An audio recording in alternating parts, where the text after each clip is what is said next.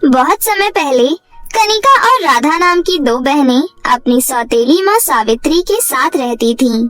सावित्री की अपनी भी एक बेटी थी जिसका नाम खुशी था।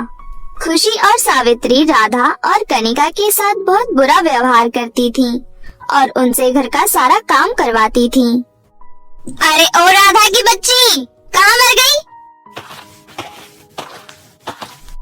जी माँ, बोलिए, क्या हुआ? सुन, मेरी बेटी का आइसक्रीम खाने का मन है।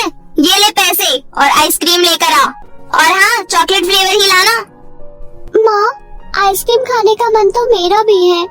आप थोड़े से पैसे और दे दो ना। राधा के इतना कहते ही सावित्री राधा को बहुत तेज थप्पड़ मारती है और धक्का मारकर नीचे गिरा देती है। जब देखो मेरी बेटी की चीजों पर नजर लगाती रहती है। खड़ी हो और मेरी बेटी के लिए आइसक्रीम लेकर आ। रोते रोते राधा वहाँ से चली जाती है। रास्ते में राधा मन ही मन कहती है, पिताजी ने अपनी खुशी के लिए दूसरी शादी कर ली। खुद तो वो मजे से शहर में है, लेकिन यहाँ पर मेरी और दीदी की जिंदगी सौतेली माँ ने नर्क बना रखी है। राधा सुनसान सड़क पर अकेली चल रही थी। तभी पीछे से एक चोर आता है और उसके पैसे छीनकर भाग जाता है। अरे चोर, पकड़ो चोर को, मेरे पैसे लेकर भाग रहा है, कोई पकड़ो उसे। लेकिन तब तक बहुत देर हो चुकी थी। चोर बहुत दूर भाग चुका था। हे भगवान, अब मैं क्या करूं? अब मैं आइसक्रीम कैसे खरीदूंगी? और अगर मैंने आइसक्रीम नहीं खरीदी तो माँ मुझे बहुत मारेगी और मेरी बातों का विश्वास भी नहीं करेंगी। लेकिन राधा हिम्मत करके आइसक्रीम की दुकान पर जाती है और आइसक्रीम वाले से कहती है, अंकल जी, एक चॉकलेट वाली आइसक्रीम दे दो। जरूर बेटा, लाओ, पैसे दो। अंकल जी, मेरे पास पैसे नहीं है। मैं क्या यहाँ पर फ्री में लंगर बांट रहा हूँ? जब देखो मुंह उठाकर आ जाता है कोई भी। जा यहाँ से, पता नहीं कहाँ से आ जाते हैं। थोड़ी देर बाद राधा घर पहुँचती है। क्यों री कलमुही, इतना समय क्यों लग गया आने में? और आइसक्रीम कहाँ है? माँ, वो आइसक्रीम। क्या वो कर रही है? कहाँ है आइसक्रीम? जल्दी बता। माँ, एक चोर सारे पैसे छीन कर ले गया। मैं आइसक्रीम नहीं खरीद पाई। अरे माँ, ये देखो कितना झूठ बोल रही है। उन पैसों से इसने खुद ही आइसक्रीम खा ली होगी। दोनों माँ बेटी मिलकर राधा को पीटने लगती हैं। आज पूरे दिन तुझे खाना नहीं मिलेगा। जा यहाँ से और घर का काम कर, हरामखोर कहीं की। रोते रोते राधा अपनी बड़ी बहन कनिका के पास आती है और सारी बात बताती है। बहन, तुम रो मत, मुझे पता है तुमने ऐसा नहीं किया। दीदी, हमें इन दोनों से कैसे छुटकारा मिलेगा? इन दोनों ने हमारी जिंदगी नर्क बना रखी है। तू चिंता मत कर बहन, बहुत जल्दी सब कुछ ठीक हो जाएगा। दोनों बहनें मिलकर घर का सारा काम करती हैं। थोड़ी देर बाद कनिका सावित्री के पास जाती है और कहती है, माँ, घर का सारा काम हो गया, अब हमें खाना दे दो और राधा का भी खाना दे दो। अभी राधा छोटी है, उससे गलती हो गई। उसकी तरफ से मैं आपसे माफी मांगती हूँ। आगे से कभी भी वो ऐसा नहीं करेगी। माँ, आप राधा को खाना मत देना, उसने मेरी आइसक्रीम खाई है, उसको आप खाना मत देना। और आप अगर उसको खाना दोगे तो मैं खाना नहीं खाऊंगी। अरे मेरी प्यारी गुड़िया, ऐसे मुंह मत फुलाओ।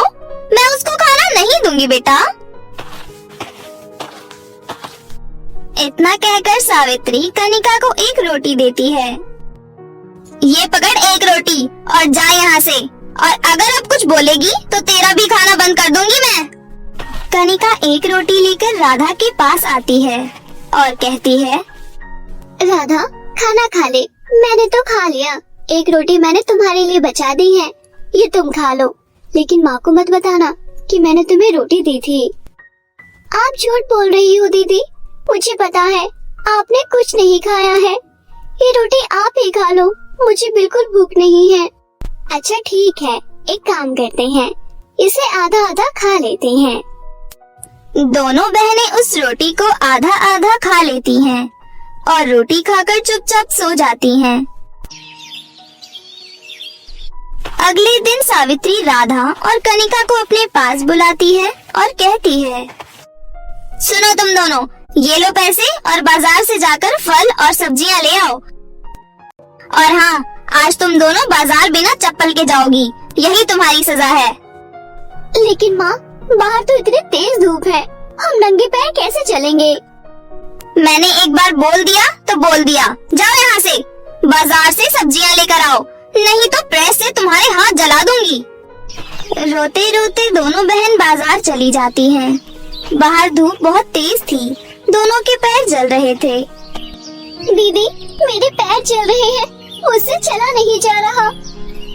राधा, तू एक काम कर, इस पेड़ के नीचे बैठ जा, मैं सब्जियां लेकर आ जाती हूँ। तभी कनिका और राधा के पास एक बुढ़िया आती है।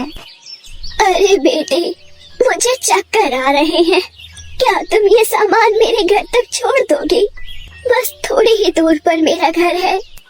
आइए दादी, आप हमारे साथ चलिए, हम आपके सामान और आपको घर छोड़ देते हैं।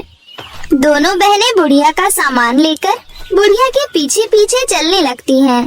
थोड़ी देर बाद कनिका और राधा बुढ़िया के घर पहुंच जाती हैं।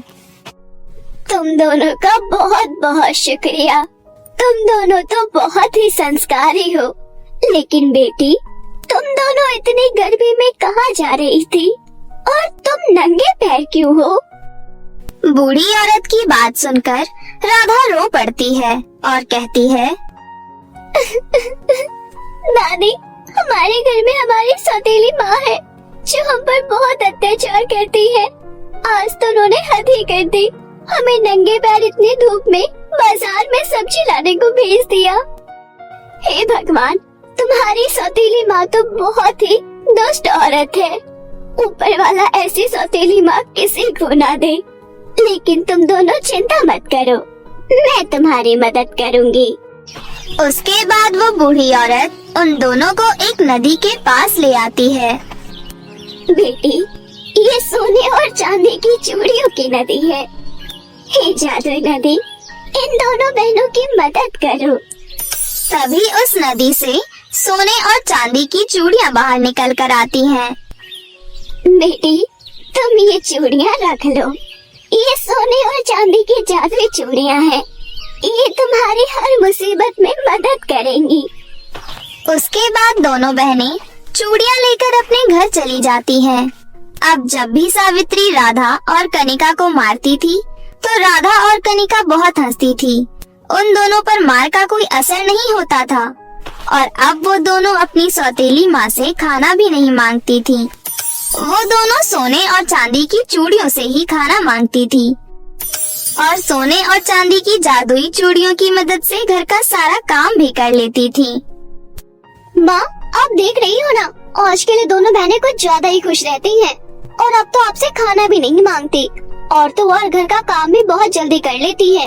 हम दोनों इन्हें कितना मारते हैं लेकिन कोई असर ही नहीं है इन दोनों पर। मुझे लगता है कुछ न कुछ गड़बड़ जरूर है।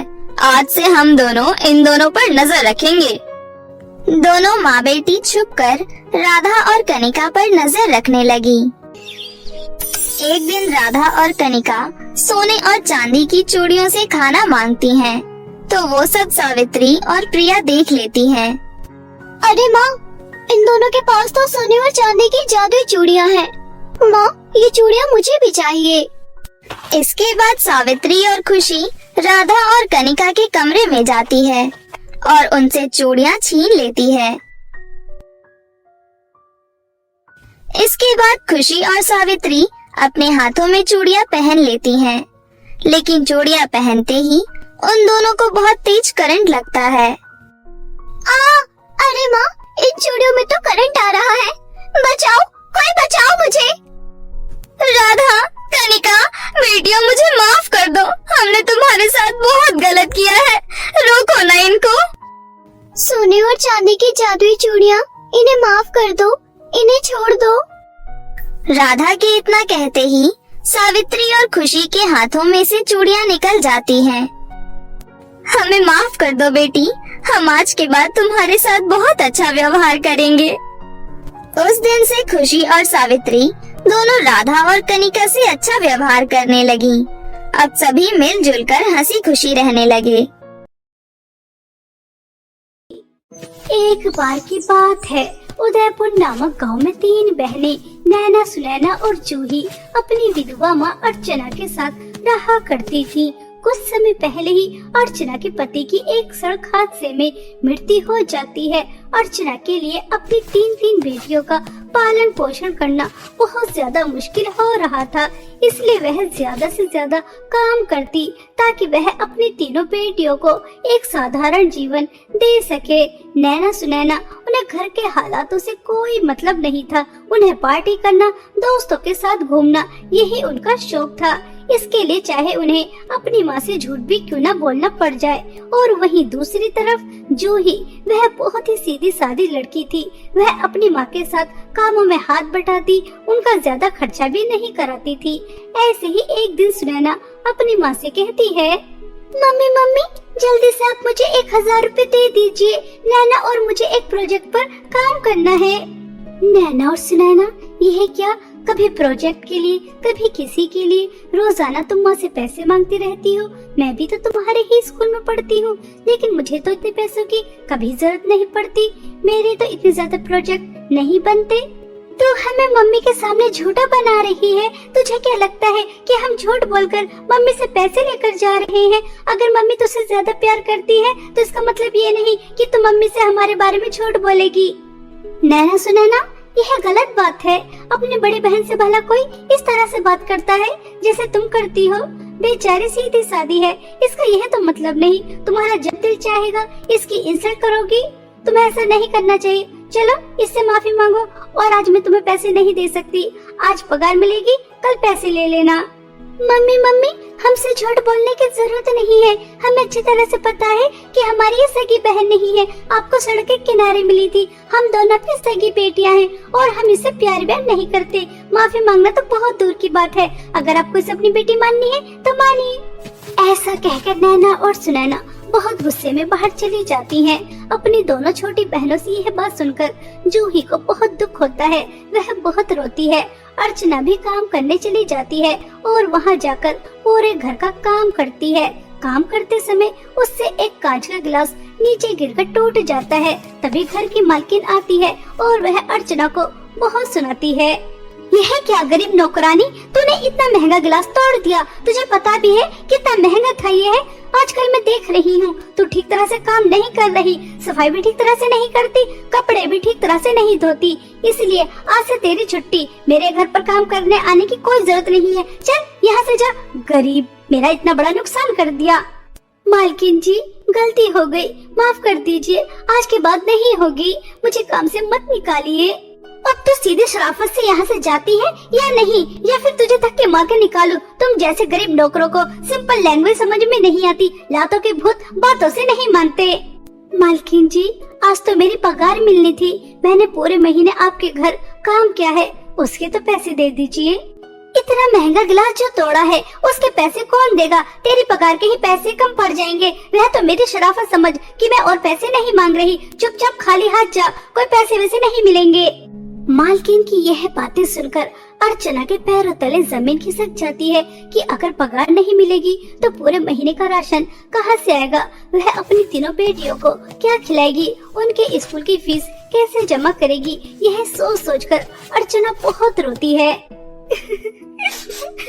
अरे नहीं, ऐसा कैसे हो सकता है? घर में राशन भी नहीं है। नैना और सुनैना को प्रोजेक्ट के लिए 1000 रुपए चाहिए और मैं तो उन्हें खाना भी नहीं खिला सकती। मैं अपने बच्चों के सामने क्या मुंह लेकर जाऊंगी कि मेरे पास 1 भी रुपया नहीं है। मैं तुम्हारा पालन पोषण नहीं कर सकती। मैं क्या करूं? मुझे तो कुछ भी समझ में नहीं आ रहा। पता नहीं अब मुझे कब काम मिलेगा। मालकिन ने मेरे साथ अच्छा नहीं किया। पता नहीं यह बड़े लोग गरीबों को क्या समझते हैं। कीड़ा मकोड़ा जब जी में आता है तब मसल देते हैं। इस तरह से अर्चना बहुत रो रही थी कि तभी सामने से एक ट्रक आता है और अर्चना को टक्कर मारकर चला जाता है। आसपास के लोग अर्चना को हॉस्पिटल पहुंचा देते हैं। एक्सीडेंट में अर्चना की टांगे टूट जाती है और उसके इलाज में बहुत पैसे खर्च हो जाते हैं। जिस वजह से उन्हें अपना घर गिरवी रखना पड़ता है। नैना सुनैना और जूही की पढ़ाई भी छूट जाती है। नैना और सुनैना अपनी माँ से बहुत गुस्से में बातें करती हैं। मम्मी, पहले तो आपकी नौकरी चलेगी, उसके बाद आपसे देखकर नहीं चला जा रहा था। अगर आज आपका एक्सीडेंट नहीं होता तो हम इन हालातों में नहीं होते। आपकी वजह से हमारी पढ़ाई छूट गई, दोस्तों के साथ घूमना फिरना छूट गया और खाना तो 2 दिन में 4 दिन में बस एक ही बार मिलता है, वो भी एक सूखी रोटी। हमारी किस्मत कैसी है, हमारी उम्र की लड़कियाँ इतना एंजॉय कर रही हैं और हमें खाना भी नहीं मिल रहा, दाने दाने के लिए तरस रहे हैं। नैना और सुनैना, इस समय तुम्हें इस तरह की बातें करने की पड़ी है। तुम्हें इस तरह से माँ से बात नहीं करनी चाहिए। माँ ने हमारे लिए कितना कुछ किया है, ना रात देखी और ना दिन, हमें पढ़ाया, खिलाया, पहनाया। आज जरा बुरा वक्त क्या आ गया, तुम माँ को इतना सुना रही हो। मैं सब्जियाँ बेचने तो जाती हूँ, जितना होता है उतना कर रही हूँ, लेकिन मेरे अकेले करने से कितना हो जाएगा। हम तीनों को एक साथ काम करना होगा, तभी घर के खर्चे पूरे हो सकते हैं। अरे घर में कोई है? मैंने 4 दिन से कुछ नहीं खाया, बहुत भूख लगी है। क्या है बुढ़िया, तुझे हमारे घर में कुछ दिखाई दे रहा है जो हम तुझे खाने के लिए दे देंगे? हमें खुद 2 दिन में 3 दिन में एक बार खाने के लिए मिलता है। चल चल जा यहाँ से, किसी और से मांग। अम्मा जी, यह छोटी है, नादान है, इसकी बातों का बुरा मत मानना। यह लीजिए मेरे हिस्से की एक रोटी, इसे खा लीजिए। अगर इससे आपका पेट भर जाता है तो। वह बूढ़ी औरत जूही के हिस्से की रोटी लेकर वहाँ से चली जाती है। अगले दिन तीनों बहनें काम ढूंढने के लिए निकल जाती हैं। तभी नैना सुनैना से कहती है, सुनैना, ये है हमारी सौतेली बहन जूही की बच्ची। खुद को क्या समझती है, हमें अपने साथ काम करने लेकर जा रही है, हमसे वहाँ ले जाकर काम कराएगी। यार, जब हमारे दोस्तों को पता चलेगा कि हम काम कर रहे हैं तो हमारी कितनी ज्यादा इंसल्ट होगी। इसलिए मैं तो कहती हूँ इस जूही की बच्ची को सबक सिखाते हैं ताकि इसे अक्ल ठिकाने आ जाए। वैसे भी हमारी सौतेली बहन है, इससे हमेशा हमेशा के लिए पीछा भी छूट जाएगा। ऐसा सोचकर दोनों बहनें बहुत खुश हो रही थी और बेचारी जूही इन सब बातों से बेखबर कि उसकी बहन उसके साथ क्या करने वाली है। कुछ दूर चलने के बाद नैना और सुनैना को कुछ जंगली जानवर नजर आते हैं, तो दोनों बहनें उसे उनके सामने फेंक देती हैं और वहां से भागकर आ जाती हैं। जूही बहुत मुश्किल से उन जानवरों से अपनी जान बचाकर वहां से आ जाती है। जूही को जिंदा देखकर दोनों बहन बहुत गुस्सा करती हैं और काम की तलाश में कुछ दूर और चलती हैं, तो उन्हें एक बहुत अद्भुत चीज नजर आती है और वो थी 3 नदी। जहाँ एक नदी के पास सोने की ड्रेस थी, उस नदी से सोने के सिक्के बह रहे थे, और दूसरी नदी जिसके पास चांदी की ड्रेस थी, उससे चांदी के सिक्के, हीरे जवाहरात बह रहे थे, और तीसरी नदी जिसके पास एक सिंपल ड्रेस थी जिसके अंदर से कुछ भी नहीं बह रहा था। तभी वहाँ पर एक बहुत सुंदर परी आती है और वह तीनों बहनों से कहती है, तुम्हारा इस दुनिया में बहुत बहुत स्वागत है। यह मेरी जादू ड्रेस की 3 नदियाँ हैं और तुम यहाँ से इतनी आसानी से नहीं जा सकती। क्या तुमने बाहर बोर्ड लिखा पढ़ा नहीं था कि यह परियों की दुनिया है और यहाँ पर इंसान आता अपनी मर्जी से है और जाता हमारी मर्जी से है। तुम्हारे सामने मेरी ड्रेस की जादुई 3 नदियाँ हैं। सोने की नदी की ड्रेस पहनकर तुम्हें बहुत सारे सोने के सिक्के मिलेंगे और चांदी की ड्रेस पहनकर तुम्हें बहुत सारे चांदी के सिक्के, हीरे जवाहरात मिलेंगे, और तीसरी नदी की सिंपल ड्रेस पहनकर तुम अपनी माँ के पास वापस जा सकती हो। अब तुम्हारे हाथ में है कि तुम अपनी माँ के पास वापस जाना चाहती हो या फिर धन दौलत हासिल करके यहाँ पर अपना जीवन व्यतीत करना चाहती हो। मुझे नहीं जाना अपनी बीमार माँ के पास, और वैसे भी वहाँ जाकर गरीबी में मैं क्या करूँगी। मैं तो सोने की ड्रेस पहनकर बहुत सारी धन दौलत लेकर अपनी ऐश की जिंदगी बिताऊंगी। हाँ हाँ, सारी जिंदगी तो पाई पाई के लिए तरसते आ रहे हैं और अब अपनी माँ की वजह से इतनी सारी धन दौलत छोड़ दे। मैं भी नहीं जाऊंगी, मैं भी चांदी की ड्रेस पहनकर हंसी खुशी अपना जीवन बिताऊंगी। परी जी, मुझे आपकी नदी की सिंपल ड्रेस चाहिए ताकि उसे पहनकर मैं अपनी बीमार माँ के पास जा सकूं। मुझे आपकी धन दौलत का लालच नहीं है। मेरी माँ ही मेरी सबसे बड़ी धन दौलत है। मेरी माँ के बिना इस संसार की सारी धन दौलत भी मेरे लिए कुछ भी नहीं, और अगर मेरे साथ मेरी माँ है तो इस संसार की सारी धन दौलत मेरे पास है। नैना और सुनैना, तुम धन दौलत का लालच कर बहुत गलत कर रही हो, क्योंकि लालच बहुत बुरी बला होती है, ये तुम्हें कहीं का भी नहीं रहने देती। इसलिए अभी भी समय है, माँ के पास चलो। चल चल, हमें ज्यादा लेक्चर देने की जरूरत नहीं है, हमें पता है हमारे लिए क्या ठीक है क्या नहीं। हमें नहीं जाना उस गरीबी में, तुझे जाना है तो तू जा।